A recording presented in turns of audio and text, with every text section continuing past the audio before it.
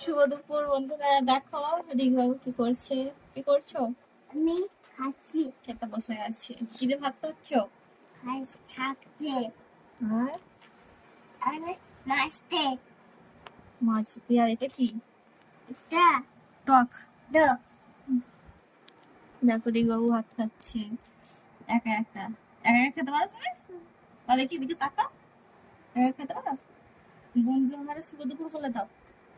শুধু করে বলতে যা দেখো আমি খাচ্ছি কেমন একা একা।